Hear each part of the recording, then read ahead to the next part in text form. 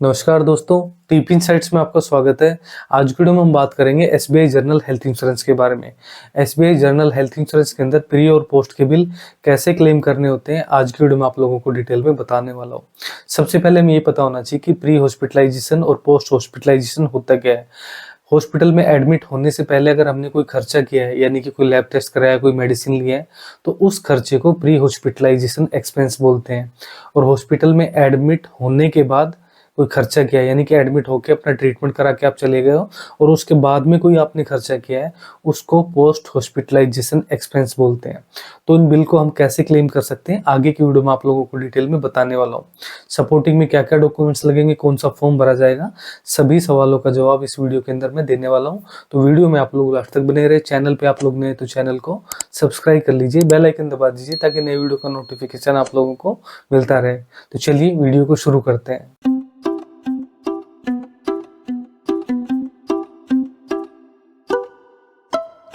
सबसे पहले आप लोगों को ये पता होना चाहिए कि प्री और पोस्ट के बिल हम तभी क्लेम कर सकते हैं जब हम हॉस्पिटल में एडमिट होके इलाज करा चुके हैं। और एडमिट हुए बिना अगर प्री और पोस्ट के बिल क्लेम करेंगे तो वो फिर क्लेम नहीं माना जाएगा, यानी कि वो क्लेम आपका पास नहीं होगा, रिजेक्ट कर दिया जाएगा या फिर उसके अंदर क्वेरी लग जाएगी। तो उसमें होता क्या है कि मिनिमम आपको 24 घंटे हॉस्पिटल के अंदर एडमिट होना होता है, तब आप प्री और पोस्ट के बिल आप क्लेम कर सकते हो। होता क्या है कि जब भी हमें कोई मेडिकली कोई प्रॉब्लम होती है तो हम हॉस्पिटल के अंदर जाते हैं और डॉक्टर को ओपीडी में दिखाते हैं। डॉक्टर को लगता है कि दवाइयों से ही पेशेंट ठीक हो जाएगा, तो वो कुछ लैब टेस्ट करा के कुछ मेडिसिन देके और घर पे भेज देता है। लेकिन अगर पेशेंट को उन दवाइयों से आराम नहीं होता है, 2 दिन बाद पेशेंट फिर से आता है, तो उस टाइम पेशेंट की कंडीशन इतनी खराब हो जाती है कि पेशेंट को एडमिट करने की जरूरत पड़ती है।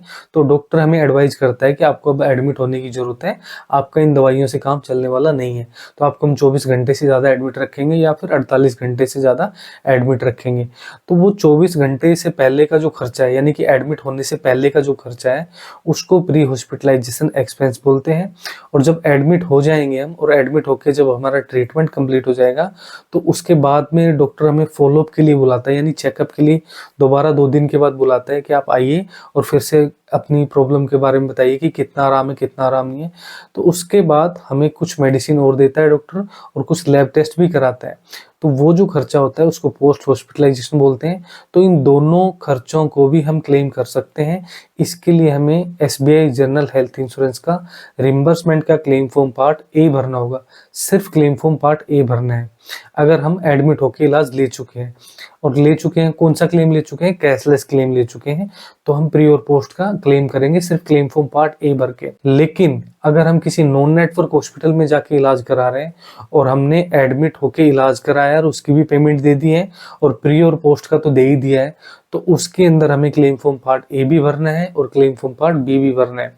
क्लेम फॉर्म पार्ट ए के अंदर ऑप्शन दिया होता है प्री हॉस्पिटलाइजेशन एक्सपेंस का, जिसके अंदर एडमिट होने से पहले का जो खर्चा है उसका अमाउंट आप टोटल करके फिल कर सकते हो। और उसी फॉर्म के अंदर पोस्ट हॉस्पिटलाइजेशन एक्सपेंस का अमाउंट भी आप फिल कर सकते हो। टोटल अमाउंट जो होता है आपका बिल में जो बनता है वो उसके अंदर फिल कर सकते हो। और अगर आपका पूरा ही क्लेम आप रिम्बर्स कर रहे हो तो उसके अंदर हॉस्पिटलाइजेशन एक्सपेंस का भी एक कॉलम होता है। जो खर्चा आपका एडमिट टाइम में लगा है वो उसके अंदर आप फिल कर सकते हो, यानी कि प्री का भी हो जाएगा, पोस्ट का भी हो जाएगा और हॉस्पिटलाइजेशन का भी आप क्लेम कर सकते हो। तो ऐसा आपको सिर्फ पूरे क्लेम के अंदर अगर रिम्बर्समेंट कर रहे हो तो ही आपको करना है। लेकिन अगर आपने कैशलेस क्लेम ले लिया है तो उसमें सिर्फ आपको प्री और पोस्ट का ही क्लेम करना है और उसके लिए सिर्फ क्लेम फॉर्म पार्ट ए भरना है। जब आप क्लेम फॉर्म पार्ट ए भर लेते हो तो उसके अंदर डॉक्यूमेंट्स की एक चेक लिस्ट दी हुई होती है। उसके अंदर कौन कौन से डॉक्यूमेंट्स आप सपोर्टिंग में लगा रहे हो। जैसे आप बिल ही क्लेम कर रहे हो तो सिंपल सी बात है, एडमिट होकर जो आपने ट्रीटमेंट लिया है उसकी डिस्चार्ज समरी आप साथ में लगा दीजिए ताकि इंश्योरेंस कंपनी आपके केस को आसानी से समझ जाए। साथ में फिर उसके साथ मेडिसिन के बिल है तो मेडिसिन के बिल लगा दीजिए, लैब टेस्ट के बिल है तो लैब टेस्ट के बिल लगा दीजिए, या और कोई अदर आपने खर्चा किया है वो भी आप सपोर्टिंग में लगा सकते हो। और अमाउंट आपको फिल करके इंश्योरेंस कंपनी के पास भेजना होता है। उसकी वेबसाइट के थ्रू आप मेल भी कर सकते हो, या वेबसाइट पे कहीं डॉक्यूमेंट्स अपलोड करने का ऑप्शन है तब भी आप उसको अपलोड कर सकते हो। सॉफ्ट कॉपी भी भेजनी होती है और हार्ड कॉपी भी उनके एड्रेस पे भेजनी होती है। एड्रेस आपको उसके कस्टमर केयर में बात करके पता करना होगा, क्योंकि इंश्योरेंस कंपनी का जो एड्रेस होता है वो चेंज होता रहता है। आज मैं कोई एड्रेस आपको बता दूं, कल वो चेंज हो जाए तो आपके डॉक्यूमेंट्स जो है वो मिसप्लेस हो जाएंगे। तो जब भी आप अपने बिल क्लेम करो तो उसके लिए कस्टमर केयर में बात करो और फिर उसके बाद ही आप अपने बिल वहां पे कोरियर कराओ। तो इस प्रोसेस के थ्रू आप अपने प्री और पोस्ट के बिल जो है वो आसानी से क्लेम कर सकते हो। ये वीडियो आप लोगों की समझ में आ गई होगी। इस वीडियो को लेके कोई आपके मन में सवाल है तो आप मुझे कमेंट सेक्शन में लिख के पूछ सकते हो।